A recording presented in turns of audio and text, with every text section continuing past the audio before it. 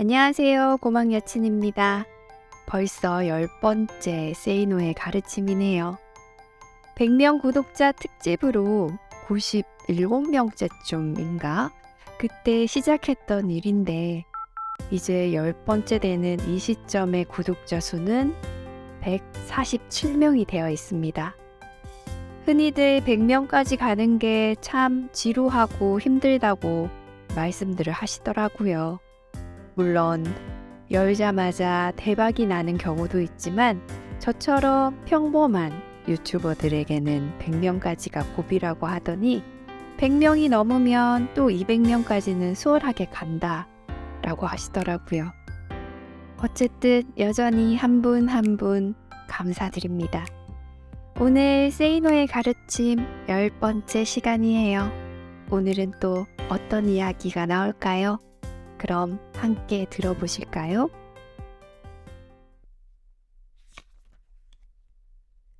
부자들의 쇼윈도 앞에서 서성이지 말아라.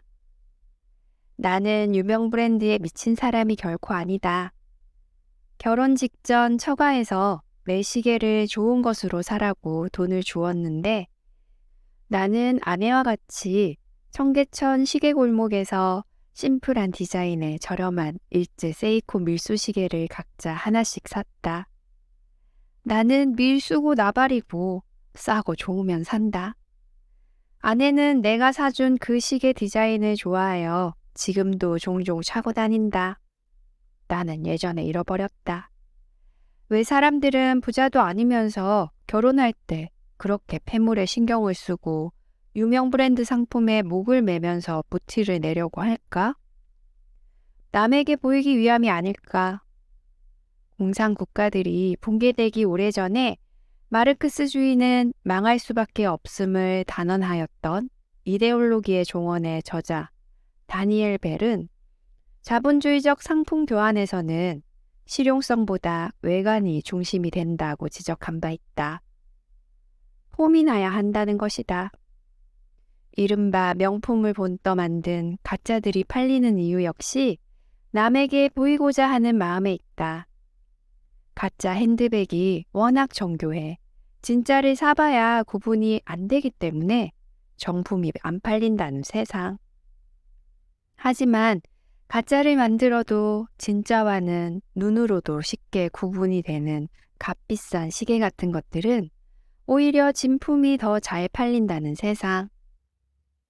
바쉐론 콘스탄틴, 피아제 등 다이아몬드를 주렁주렁 박은 시계를 사는 사람들이 돈 많은 사람들이라면 나는 아무 소리 하지 않는다. 아니, 오히려 잘 샀다고 말할 것이다. 문제는 부자가 아닌 사람들, 부자가 되려고 하는 사람들이다. 값싼 시계를 차고 다니면 손목이 부끄러워지기라도 하는 것일까? 어느 신문에서 친구들과 명품계를 한다는 여대생이 이런 말을 하는 것을 읽었다. 요즘엔 겨울철이라도 반팔티나 블라우스 위에 외투를 걸치고 다니는 차림이 많다. 실내 생활이 늘었기 때문이다. 그만큼 시계를 상대방에게 보일 기회가 늘어난다. 이제 개라도 해서 까르띠에 탱크 시계를 구입하는 것은 사치가 아니라 트렌드다. 트렌드? 트렌드 좋아하네. 트렌드가 밥 먹여주냐? 라이프 스타일을 유지하기 위한 투자라고? 꼴값에 지랄들 떨고 있네. 그게 아니다. 판매자의 상술에 놀아나 혼이 빠져있기 때문이다. 사람들은 상품을 사는 것이 아니라 판매자가 덮어씌운 이미지에 현혹된다. 수많은 상품들의 매혹적이고도 아름다운 이미지들이 광고를 통해 쏟아져 나오면서 사람들을 세뇌시킨다. 그래서 넥타이 하나를 사더라도 자기 자신의 느낌이 아니라 그 넥타이 뒷면의 상표를 더 중요시한다. 하지만 당신이라는 인격체는 당신이 소유한 상품과 동격이 절대 아니다. 나는 상품이 주는 그 어떤 이미지보다 나 자신의 판단을 더 소중히 여긴다. 나는 사람들이 아무리 갖고 싶어하는 명품이라고 할지라도 그 흔한 버버리 제품 하나 얻고 롤렉스, 오메가 시계도 없으며 조르지오 아르마니 양복도 없다. 그 디자인이나 질감이 내 마음에 들지 않기 때문이다. 내가 갖고 있는 물품들 중 명품으로 볼 수 있는 것은 몽블랑 만년필들과 워터맨 만년필, 더닐 라이터, 금속재 불가리 시계, 뭐 그 정도이다. 아참, 가짜 롤렉스 시계도 하나 있는데 어느 스승의 날 나를 스승으로 여기는 예전 직원이 금속 디자인이 나와 잘 어울린다고 선물로 준 것이다. 그런데도 사람들은 내가 걸치고 다니는 것들은 모두 유명 브랜드 제품으로 믿는다. 1만 원짜리 시계들도 즐겨 차고 다니는데 말이다. 포스트 모더니즘의 사회이론가 혹은 본격 하이테크 사회이론가라 불리는 장 보드리아르는 이미 30여 년 전에 저서 소비의 사회에서 광고, 매스미디어, 에로티시즘, 레저, 가제트 등이 약속하는 풍요롭고 자유로운 행복한 삶은 거짓 신화에 지나지 않으나 현대인은 그 신화를 믿고 자신의 영혼을 팔아버리고 있음을 지적하였다. 소비자가 소비하는 것은 더 이상 물건의 사용 가치가 아니라 광고와 텔레비전 등 미디어를 통해 확산되는 그 상품의 사회적 이미지이며 현대인은 그러한 이미지의 망령에서 벗어나지 못하고 있다는 것이다.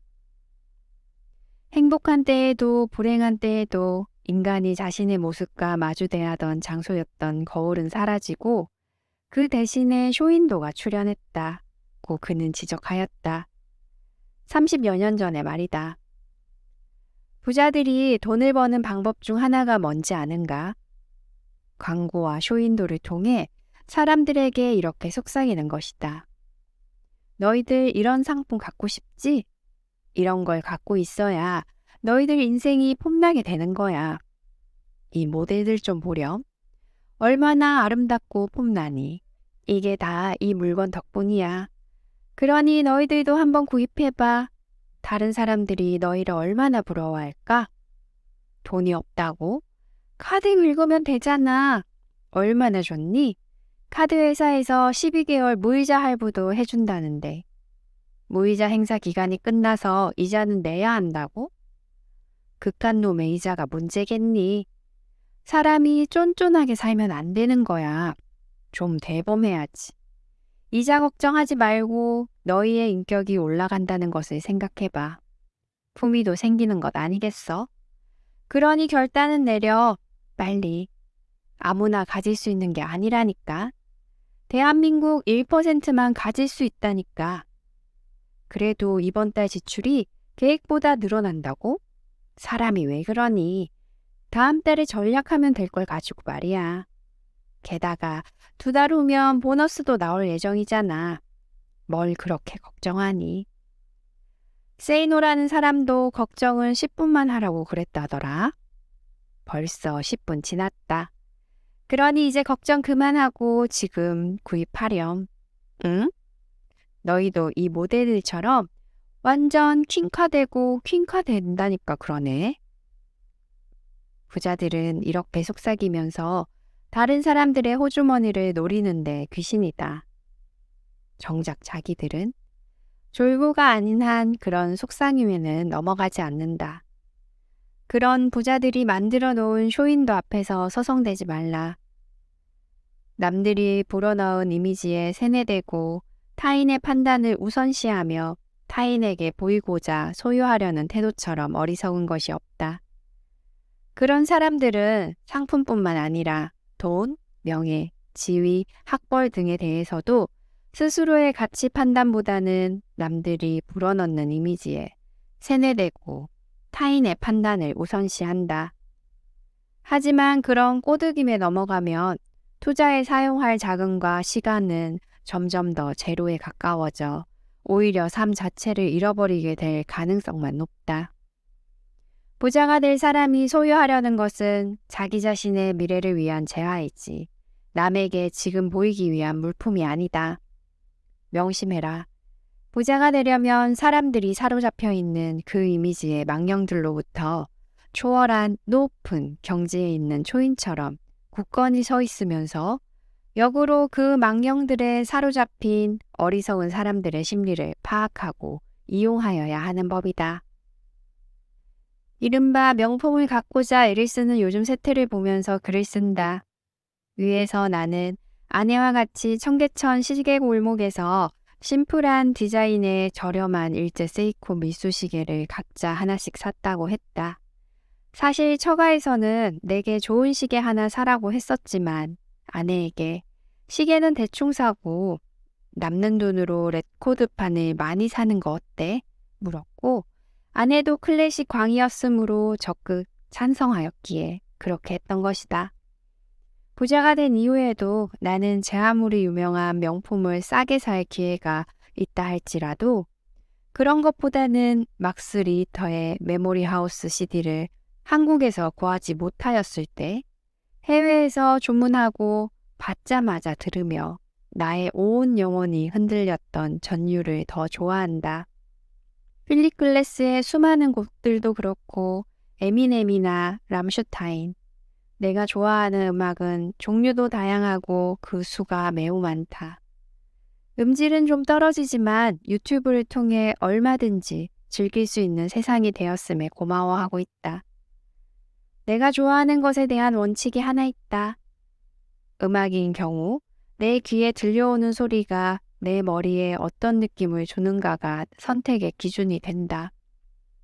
그 음악을 만든 사람의 생애나 평론가들의 얘기 혹은 영상 자료 등은 절대 그 기준에 들어가지 않는다. 미술의 경우도 마찬가지다. 내 눈에 비칠 때 내가 어떤 느낌을 갖는가, 그것만이 기준이 된다. 유럽의 미술관들을 채우고 있는 수많은 그림들 중 대다수는 역사적 사건들을 그린 것들이기에 나는 아무 감동이 없으며 디에고 벨라스케스의 시녀들이 거울을 통해 미궁 속으로 관람자를 끌어당긴다 할지라도 나는 미술사가가 전혀 아니므로 끌려 들어가지 않으며 그것으로 끝이다. 명품 시계? 브랜드는 내게 의미가 없고 디자인이 마음에 들어야 하는데 대부분 두꺼울 뿐만 아니라 기계식 자동 태엽이어서 귀찮다.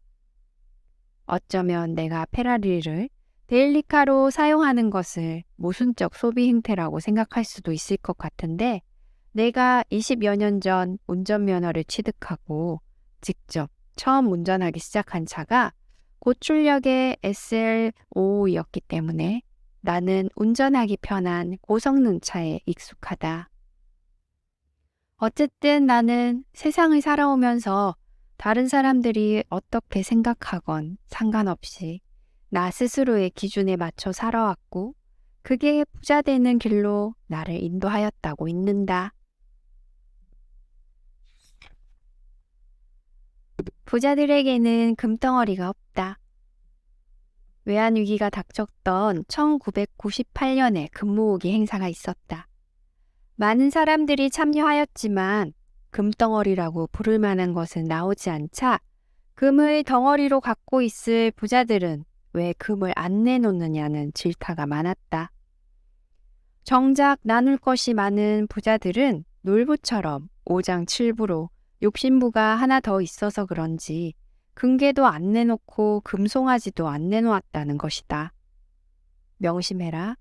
그런 글을 언론에 쓰고 방송에서 보도하는 방송작가나 드라마 작가, 기자, 앵커 등등이 실제로 부자들에 대하여 아는 사람들은 아니라는 사실을. 그들은 부자들에 대해 정말 수박, 겉핥기로만 본다. 과연 진짜 부자들이 금은보화를 많이 갖고 있을까? 졸부라면 그럴지도 모른다. 졸부를 영어로 머시룸 부자라고 하는데 비가 온 뒤에 버섯처럼 갑자기 확 피어났다는 뜻이다. 이런 부자들은 투자와 수익에 대한 개념이 희박하다. 투자와 수익을 따지며 부자가 된 사람들이 과연 금덩어리를 갖고 있었을까? 외환위기 당시 초등학생이었던 딸아이가 내게 물었다. 우리 집은 부자인데 왜 금반지 하나 제대로 없어? 기축통화이던 금은 1971년 닉슨 미 대통령이 달러와 금의 태환 정지를 전격 선언하면서 세계 통화 시장에서 퇴장하였다. 하지만 다른 나라들은 90년대까지도 금에 대한 믿음을 완전히 버리지 못하였고, 오일 쇼크나 전쟁, 일본인들을 비롯한 아시아인들의 금 사재기 현상 등이 있게 되면 금값은 요동을 쳤다.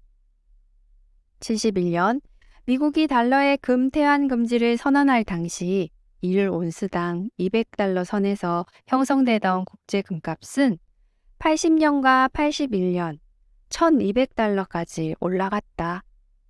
그러나 80년대부터 20여 년간 금값은 계속 하락하는 양상을 보였다. 97년 400달러 선이 무너진 뒤 99년 300달러 선까지 무너졌으며 2001년 2월 253달러로 떨어졌다가 8월에는 다시 올라 280달러 선이 되었다. 그러다가 2002년부터 달러화가 약세로 돌아가면서 금값이 오르기 시작했다. 부자가 금을 보유한다면 투자 목적이거나 전쟁 같은 위험 대비용일 것이다. 하지만 2001년 11월 뉴욕 세계무역센터 테러 사태 직후 금값은 290달러가 넘어갔으나 다시 하락하였고, 탄저병 파문이 전해졌을 때는 285달러였다. 대단한 폭등이 일어난 것은 전혀 아니라는 말이다. 지난 20여 년간의 자료를 찾아보아라.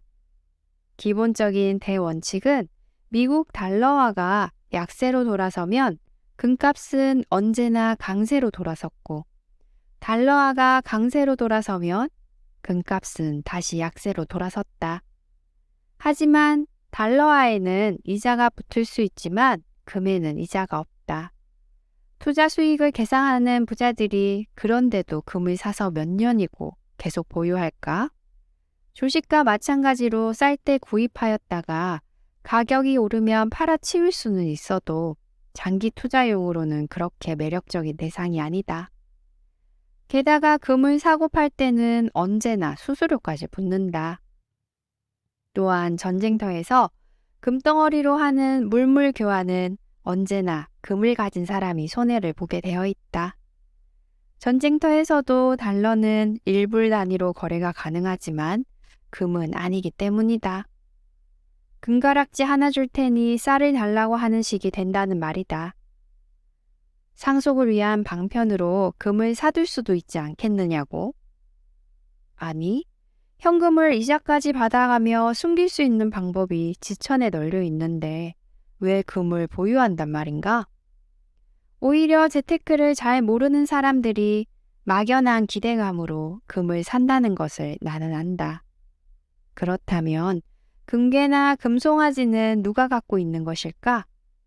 내가 아는 바로는 그런 것들은 대부분 수표 추적을 피하고 현금 전달 시에 번거로움을 피하기 위한 뇌물로 사용되는 것이다.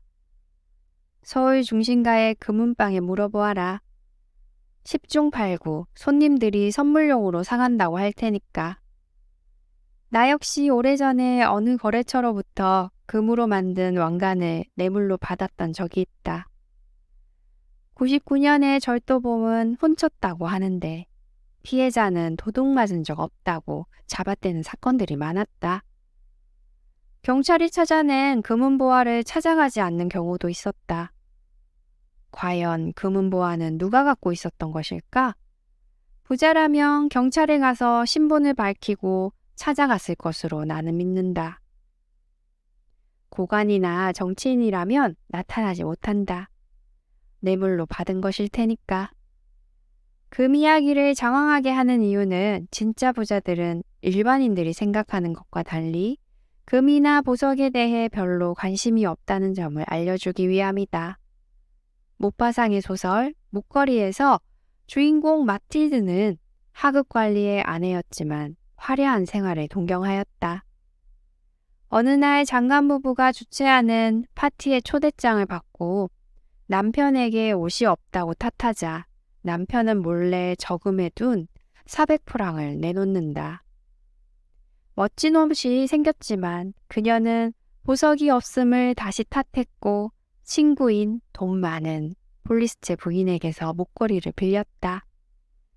파티에서 마틸드는 누구보다도 아름답고 기품이 있었지만 집으로 돌아온 후 목걸이가 없어졌음을 알게 된다.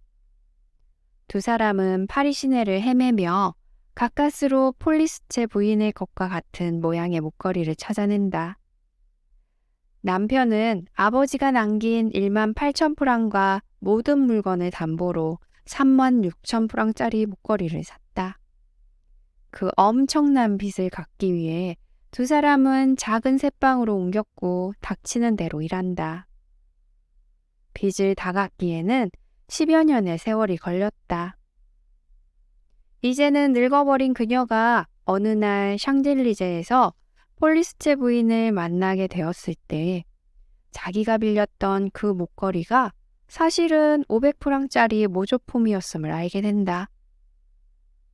모든 국어 선생님들은 이 이야기에서 허영심의 종말을 배워야 한다고 말하지만 내가 강조하려는 부분은 마틸드의 허영심이 아니다. 돈 많은 폴리스체 부인이 갖고 있는 목걸이를 사람들은 왜 당연히 값비싼 목걸이일 것이라고 믿느냐는 것이다. 참부자들은 부자가 아니었을 때 보석이나 폐물에 돈을 쓰지 않았던 사람들이다. 그들이 무소유의 철학을 신봉하는 사람들은 물론 아니다. 그들은 소유 욕망의 대상에 대하여 분석하고 그 다음에는 우선순위를 파악한다. 왜냐하면 소유를 잠시 보류하면 돈이 쌓이고 그 돈에서 평생 여유가 발생한다는 것을 알기 때문이다. 이런 사람들이 연예인도 아닌데 금은 보석을 치렁치렁 몸에 감고 다닐 것이라고 오해하지는 말라는 말이다. 부자들에게는 과소비가 없다. 부자가 되는 것을 방해하는 가장 큰 암초는 수입의 상당 부분을 과소비하는 생활 태도이다. 흔히 과소비에는 세 가지가 있다고 한다. 부유층의 과소비, 중상층의 모방 소비, 하류층의 자포자기식 실망 소비가 그것이다. 하지만 가소비가 능력 이상의 소비를 의미하는 이상 부유층의 가소비라는 것은 존재하지 않는다.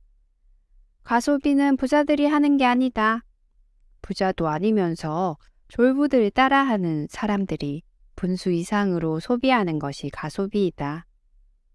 나는 한 번도 부자들이 수입보다 더 많은 지출을 하여 카드빚에 시달린다는 말을 들어본 적이 없다. 능력에 따라 소비하는 것은 전혀 문제가 되지 않는다. 때로는 능력에 맞지 않게 소비하였지만 가소비라고 보기 어려운 경우도 있다. 이를테면 여행을 좋아하기 때문에 평소에 먹고 입는 것에서 거의 거지 수준으로 살면서 엄청나게 절약하고 그렇게 모은 돈으로 해외여행을 떠나는 사람을 나는 가소비를 한 사람이라고 비난하지 않는다. 오히려 멋지게 사는 사람이라고 믿는다. 술, 담배를 모두 끊고 그 돈으로 자기가 좋아하는 취미에 몰두하거나 이웃사랑에 사용하는 사람 역시 삶을 지혜롭게 살 줄 아는 사람 아니겠는가? 내가 가소비라고 단정하는 것은 일상생활에서 입고, 걸치고, 마시고, 먹고, 놀고, 타는 데 있어서 갖가지 그럴듯한 핑계를 대며 이루어지는 중산층의 모방 소비와 하류층의 실망 소비이다. 능력도 없는데 부자들의 소비를 흉내낸다. 재미있는 사실은 바로 그러한 소비가 부자들을 더욱더 부자로 만들어준다는 점이다. 왜냐하면 그들이 소비하는 것들의 대다수가 실은 부자들이 만들어 놓은 사업체들에서 나오는 것들이기 때문이다. 차재호 서울대 사회심리학 교수는 심리학적으로 가소비 성향은 권력 욕구에서 나온다고 하면서 분수에 맞지 않게 가소비를 하는 것은 자신이 힘을 가졌다는 짜릿한 맛을 즐기기 위함이고 희귀한 물건을 사모으는 것은 권력 욕구의 본질이 남에게 깊은 인상을 남기려는 데 있기 때문이라고 하였다. 많은 수의 신용카드를 소유하는 경향 역시 그것을 뽐낼 일로 생각할 뿐 아니라 그 카드로 호기 있게 돈을 쓸 수 있기 때문이라는 것이다. 가소비에 대한 또 다른 관점은 애리조나 대학 경영대학원의 에릭 린드 플레이시 박사팀이 1997년에 발표한 논문에서 찾아볼 수 있다. 그 논문은 부모가 이혼한 가정의 젊은이들은 물질적 가치를 높게 평가하고 충동 구매를 하는 경향이 있음을 밝힌다. 소비벽이 심한 사람에게 우선적으로 필요한 것은 물건이나 돈이 아니고 진실되고 따뜻한 인간관계라는 말이다. 버는 족족 돈을 쓰느라고 통장에 돈이 쌓이지 않는다고? 카드빚만 계속 쌓인다고? 그렇다면 당신은 진실된 인간관계가 뭔지도 모르고 그저 남들 앞에서 우쭐거리고 싶어하는 허세만 강한 정신적 미숙아일 수도 있다. 부자가 되고 싶어하는 사람에게 있어서 어떤 소비가 가소비인지 아닌지를 판단하여 주는 기준은 오직 하나이다. 자기 개발을 위한 지출이었는가 아닌가 하는 것이다. 기분 내느라고 사용했는가? 라이프 스타일 유지? 문화생활을 하고자? 휴가를 즐기고자? 나는 그 모든 것들을 가소비로 몰아붙인다. 너무 지나치지 않느냐고? 특별한 천재적 재능도 없는 나 같은 보통 사람이 부자가 되려면 일단은 최우선적으로 악착같이 돈을 모아야 할 것 아닌가? 쓸 것 다 쓰고 즐길 것 다 즐기고 무슨 돈으로 뭘 어떻게 해서 부자가 되겠다는 말인가? 지금 당신의 서랍과 장롱 속에 뭐가 있는지 잠시 생각해보라. 그리고 직접 확인해보라. 평상시에는 기억조차 나지 않는 것들을 당신이 상당히 많이 갖고 있음을 알 것이다. 그것들을 살 때는 갖고 싶어서 샀을 텐데 왜 지금은 기억조차 나지 않는 것일까? 없어도 될 것들을 구입하였기 때문 아닐까? 없어도 되는 것을 구입하는 그 헛된 행동에서 벗어나려면 제일 먼저 신용카드를 없애버려라.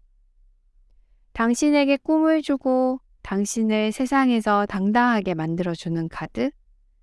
당신에게 겁을 주고 삶을 텅 비게 만드는 카드만 있을 뿐이다. 언제나 앞서가는 카드? 빚에 있어서 앞서갈 것이다. 당신에게 돈을 되돌려주는 카드? 원숭이같이 조삼모사를 기뻐하지 말라. 여러분 부자 되세요? 당신이 카드를 많이 쓸 때 부자가 되는 것은 그 카드 회사이고 그 회사 직원들이지 당신이 절대 아니다. 프란시스 호쿠야마는 역사의 종말에서 이제 역사는 자본주의적 시작경제를 끝으로 더 이상 진보할 수 없는 완성된 상태에 도달했다고 말했다. 그는 자유민주주의 사회가 지향하는 누구나 다 평등한 사회는 니체가 말하는 노예의 사회나 다름없는 문제를 안고 있으며 평등에서 벗어나려는 욕망은 역으로 자유민주주의 사회에 반항하는 위험 요소를 갖고 있다고 지적한다. 맞는 말이다. 모두가 평등하게 잘 사는 사회를 꿈꾸지 말을라. 그리고 명심해라. 시장 경제에 대한 대안이 없는 상황에서 당신이 돈을 어디에 사용하고 어떻게 모으는가 하는 것은 당신이 얼마나 신중하게 자기 삶을 꾸려나가고 있는지를 보여주는 잣대가 된다는 사실을 말이다. 실화를 바탕으로 한 영화 올더머니에서 세계 최고의 부자였던 폴 게티가 유럽의 특급 호텔 최고 등급 스위트룸에서 자기 속옷을 빨아 욕실에 널어놓는 장면을 보고 엄청 웃었는데 나도 그랬기 때문이다. 지금은 낡은 속옷들과 양말들은 미리 모아두었다가 여행 갈 때 가져가서 하루씩 입고 버리고 온다. 호텔 얘기가 나와서 덧붙이는 글. 나는 해외 출장 중에 옷이 구깃구깃하면 다음과 같은 방법을 쓴다. 먼저 구겨진 옷들을 욕실에 제주껏 걸어 놓은 후 샤워기를 높은 곳으로 이동시킨다. 그런 다음 물을 가장 높은 온도로 틀어놓은 뒤 문을 닫고 나와 욕실 전등 스위치를 끈다. 30분 후에 욕실로 들어가면 안에 수증기가 가득 차 있을 텐데 그때 물을 잠그고 전등을 다시 켜면 환풍기도 가동되면서 수증기는 곧 빠져나간다. 방안이 건조하면 전등을 켜지 않고 욕실 문만 열어놓는다. 그러면 걸어놓았던 옷들에 수증기가 스며들어 주름이 모두 사라지고 그대로 놓아두면 옷을 다리지 않고도 아침에 그냥 입을 수 있다. 속옷을 빨았는데 다음날 아침에 다시 입어야 한다면 미니바 냉장고를 앞으로 잡아당긴 후 뒷면에 있는 코일들의 먼지를 털고 그 위에 빨래를 걸어 놓는다. 그리고 냉장고 문을 조금 열어 놓으면 컴프레서가 계속 돌면서 코일이 뜨거워져서 빨래가 마른다. 또는 책상 위에 스탠드 전등이 있으면 그 전등갓 위에 빨래를 덮고 아직 마르지 않은 부분은 아침에 헤어드라이어로 말린다. 빨리 자야 하는데 이불이 차가운 경우에는 이불을 조금씩 손으로 들어 올리고 헤어드라이어로 가장 더운 바람을 골고루 불어넣는다. 절대로 이불 속에 드라이어를 넣으면 안 된다.